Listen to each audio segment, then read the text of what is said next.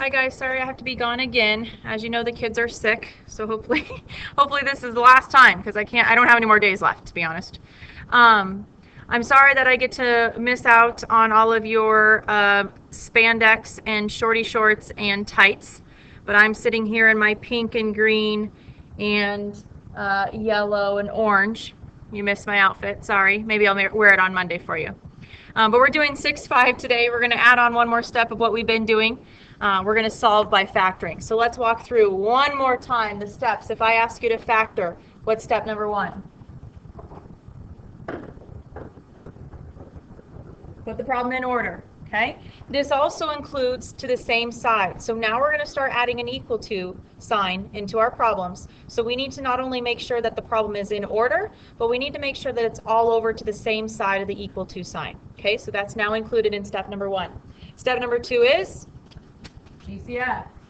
Take out a greatest common factor first if you can. If there's something you can take out, whether it's a number or a variable, you need to take it out of everybody.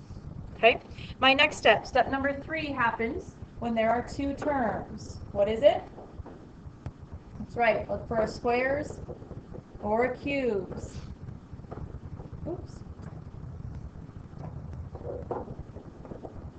You can tell if it's a squares or a cubes problem because it's 2 terms. If it's a squares problem, you should be able to break it up evenly, the same exact thing in both parentheses, just one positive and one negative. If it's a cubes problem, remember you need to be able to make it something cubed plus something cubed, or something cubed minus something cubed, and then use your cube formula. Same, change, plus, and then fill in your terms. Okay? Squares and cubes happen when there are 2 terms. What happens then if I have 3 terms? If there are 3 terms in my problem, then I'm going to either basic factor or bottoms up. And I know that I bottoms up when there are 3 terms and there's a number in front that I can't GCF out. Okay? Remember the steps for bottoms up. My friend doesn't read books. Okay?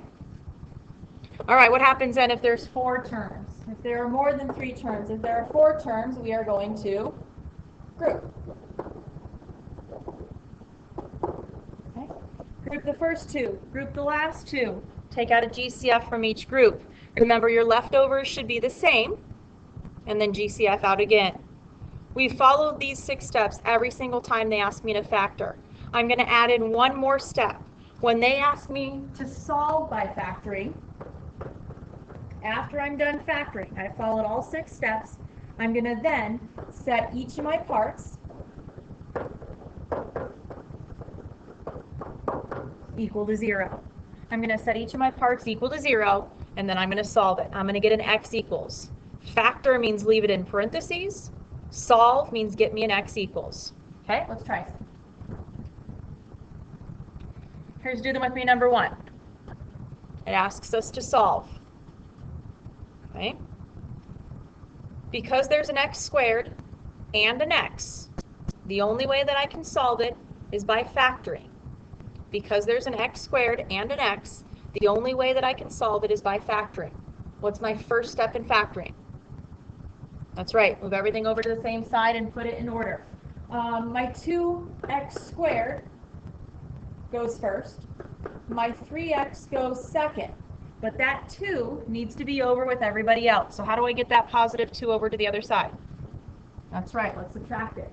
So when I subtract it over, it turns into a negative 2. So now everything's to the same side and it's in order.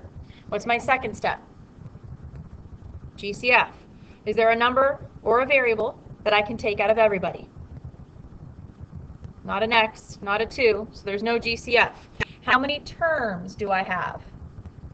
It looks like I have 3 terms, right? So if there's 3 terms, how do I factor it? Well, I'm either going to factor it with basic factor or bottoms up. So which one on this one? Bottoms up, right? Because that number in front. So let's follow our steps for bottoms up. My friend doesn't read books. Here we go. Multiply.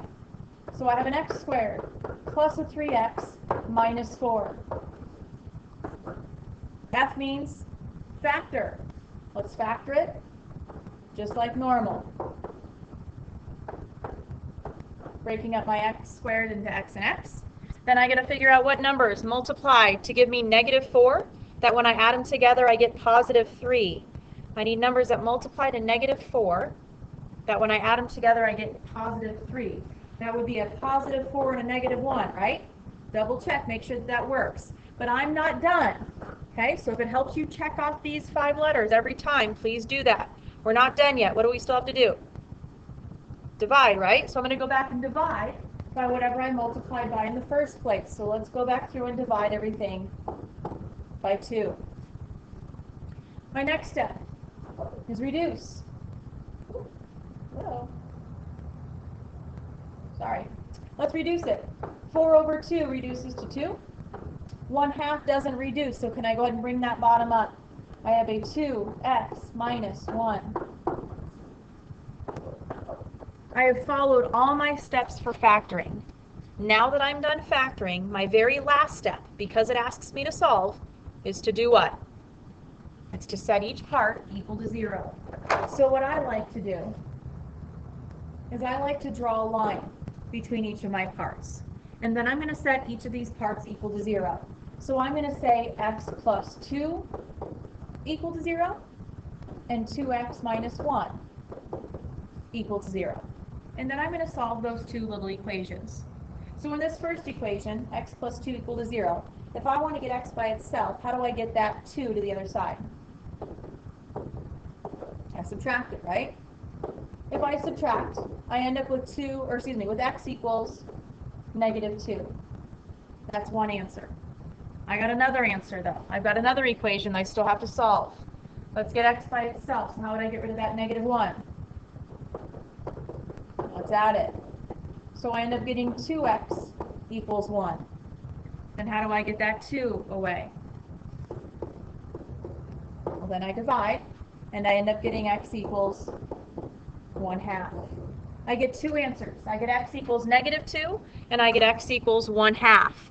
You should always get two answers anytime you have an x squared in your problem. Anytime you have an x squared in your problem, you should always get two answers. Okay? All right. Okay, sorry. Let's look at B. All right, I have a 4z squared minus 20z. My first step is to make sure everything's in order and all to the same side. So are they in order and everything to the same side? Yeah, looks like it. So that zero's over by itself. All right, what's my second step? GCF, right? So what can we take out of both of them? Can we take out a GCF? Oh, it looks like it, right? Can I take out a 4? Oh, and can I take out a z? So I'm going to go ahead and take out a 4 and a z. If I take out a 4 and a z, then what's left over?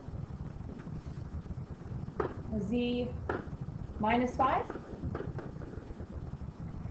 Can I factor inside the parentheses anymore? Can I break a z up any farther than it already is? And can I break a 5 up any farther? No, it doesn't look like it. So it looks like this is factored. This is as factored as I can get. So now that I'm done factoring, if they ask me to solve, what do I still have to do? What's my last step? I need to set each part equal to 0. So I'm going to draw my line in between each of my parts. So I have a part here, and I have a part here. And I'm going to set each of those parts equal to 0. I have a 4z equal to 0, and I have a z minus 5 equal to 0. And let's solve.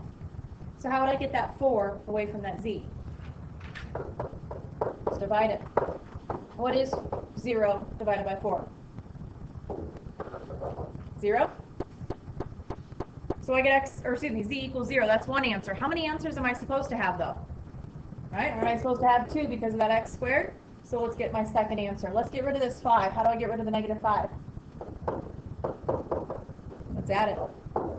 So I get z equals +5. You should get two answers. You should get z equals 0 and z equals 5. You could double check that that's the right answer, right? Could I go back to my problem and could I plug in a 0? If I go back to my original problem and plug in a 0 up here, what's 0 squared? 0, right? What's 0 times 4? 0. That whole thing turns into a 0. Well, if I plug in a 0 here, what's 0 times 20? 0. What's 0 plus 0? Doesn't that give me 0? So I know that it works, right? I could do the same thing with the 5. If I plug in a 5, 5 squared is 25. What's 25 times 4? Isn't that 100? Minus 20 times 5. What's 20 times 5? 100, right? Well, what's 100 minus 100? 0. And that's what it was supposed to be. So I know I have the right answer because I could double check it by plugging them in. Okay? Let's keep going. All right, let's look at C. 3m squared minus 108 equals 0. And I want to solve it. First thing I want to do, is it in order? And is everything to the same side? Yep. Second thing I want to do is, let's do GCF. Can I take out a 3 though? Let's see. If I take out a 3, what's left over? An m squared minus, does 3 go into 108? Oh, looks like it does, right? 36 times? Okay, don't stop. I want to always see if I can go farther. So let's see inside my parentheses. I have 2 terms. Can I break up this m squared?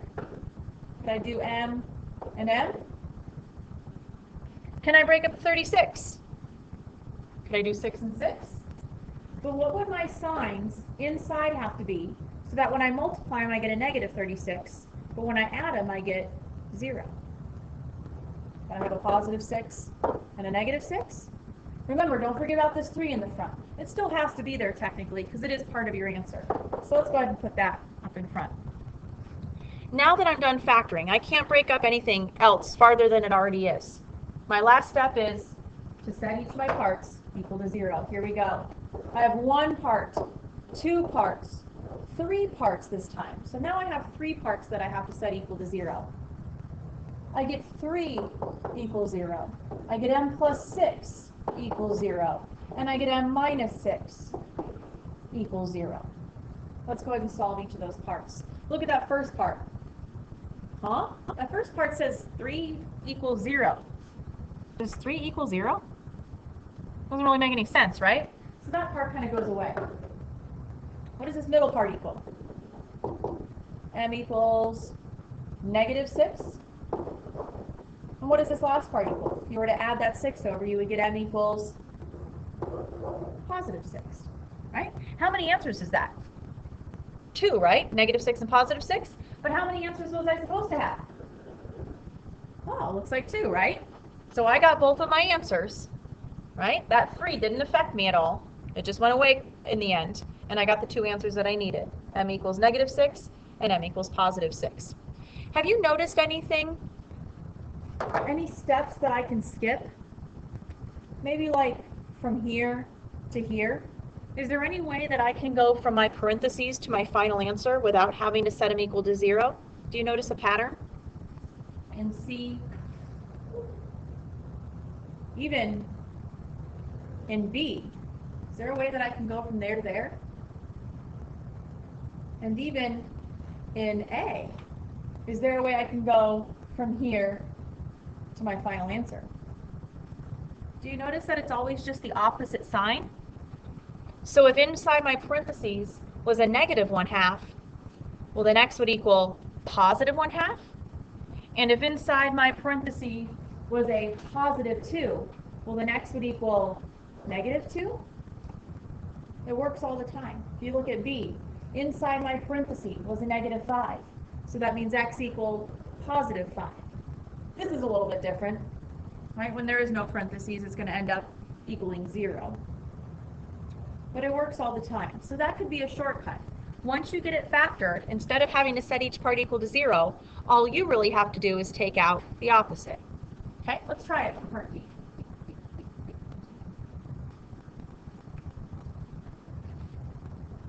Okay. My first step.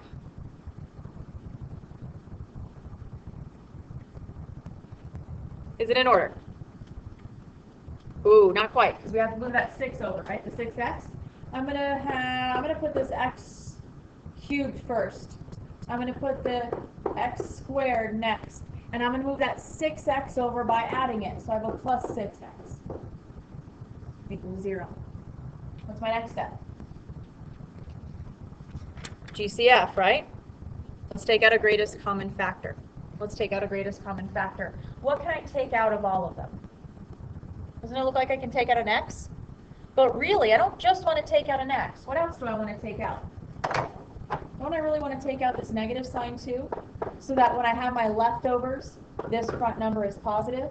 So if there's a negative in front, I really want to take out a negative x. So that when my leftovers are there, my front number is positive.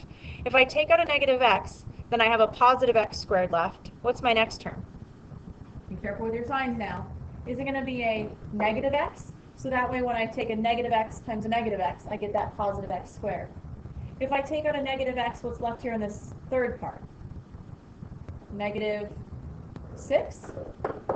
If I were to distribute that through, would I get the right thing? Okay, don't stop. Let's see if we can still factor it. How many terms are left inside here?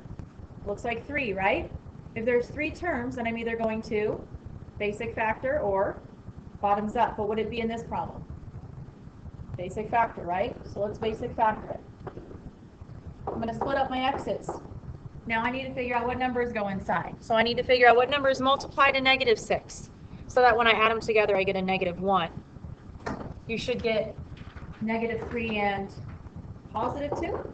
All right. So now that I'm all factored out, can I set each of my parts equal to 0?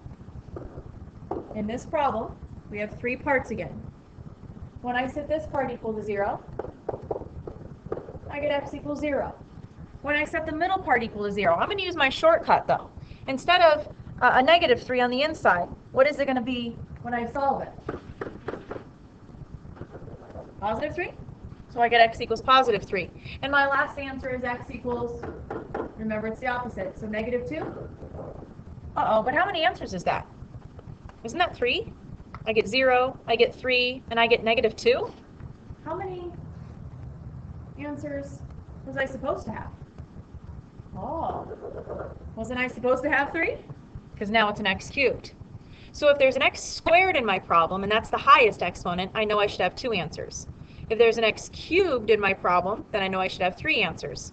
If there's an x squared, I should have 4, and so on. So you need to make sure that you have all the answers that you're supposed to by checking that highest exponent. So I have all 3 answers, 0, 3, and negative 2.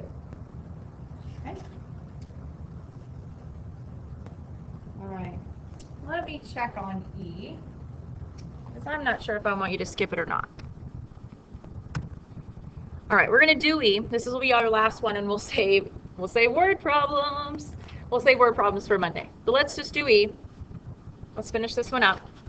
There's lots of stuff going on here on E.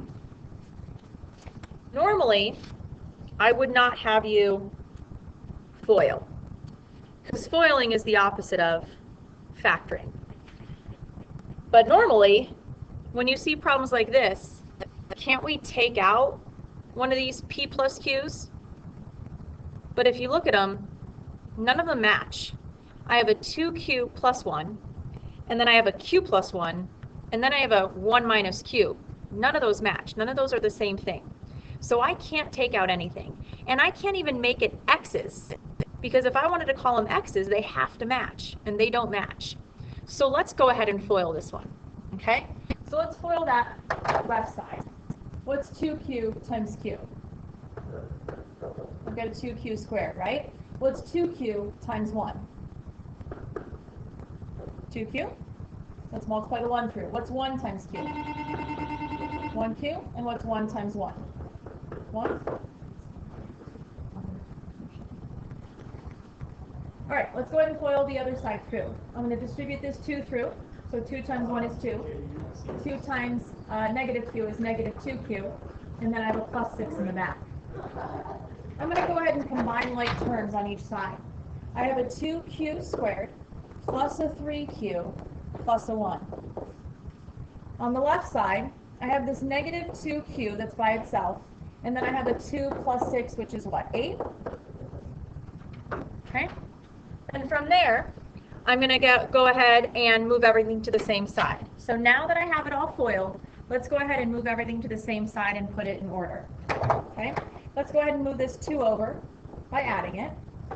And I'm going to add it with its like term, with the other q. I'm going to move this 8 over by subtracting it. And I'm going to subtract it to that other regular number. So now there's nothing left on that side, which is what I want, right? I want everything to be over to the same side. Let's go ahead and combine like terms. What's over here on this left side? Well, I have a 2q squared. I have a 3q plus a 2q, which is what, 5q? And a 1 minus 7, or 1 minus 8, which is negative 7. So now everything's to the same side. Okay? Is there a GCF? Is there a number or a variable that I can take out of everybody? No. So, if I don't have a GCF, how many terms do I have? Looks like I have 3 terms, right? If there's 3 terms and there's a number in front, how do I factor it? Bottoms up. So let's bottoms up. My what's that, 14? So when I multiply, I get that. Friend, what is friend? Factor. So let's factor it. I need to figure out what numbers multiply to negative 14, that when I add them together I get a positive 5. 7 and 2. Oh, does 7 and 2 work? Positive 7, negative 2. Does that multiply to negative 14? And add 5. Am I done? No, I'm not done yet. I've multiplied, I've factored, but what do I still have to do? I still have to divide, right? What am I going to divide by? Let's go back through and divide by 2. Sorry. All right, let's go back and divide by 2. I'm going to reduce, and I'm going to bring my bottoms up. I get 7 over 2. I get negative 1. I could bring my bottoms up. Or can I stop here? Can I stop here and just set my parts equal to 0? If I stop here and set my parts equal to 0, I get q equals what on this side? 1? Right, isn't it just the opposite? And on this side, I get q equals negative 7 halves. Isn't that much easier? Isn't that much easier than bringing that bottom up and saying 2q plus 7 equals 0 and then solving that equation? You end up getting the same answer. You end up still getting negative 7 halves, but it's a little bit easier. It's a little bit easier to reduce it and just take out the opposites. You should get 2 answers, right? Because we still had a squared in our problem once we FOILed everything out. You should get negative 7 halves and 1. Okay? We do have word problems to do. I think I'm going to hold off on that, and we'll do those on Monday. And then I think I'm even going to put back the test one more day. So we'll finish up this and do word problems on Monday. We'll review on Tuesday, and then we'll do our test on Wednesday. Does that sound good? Okay, so your homework tonight is to do the 6-5 worksheet, but skip the word problems for now. Okay, so we're just going to do 1 through 18. Okay, so skip the word problems for now. Skip the word problems for now and do 1 through 18 for me, please. Okay.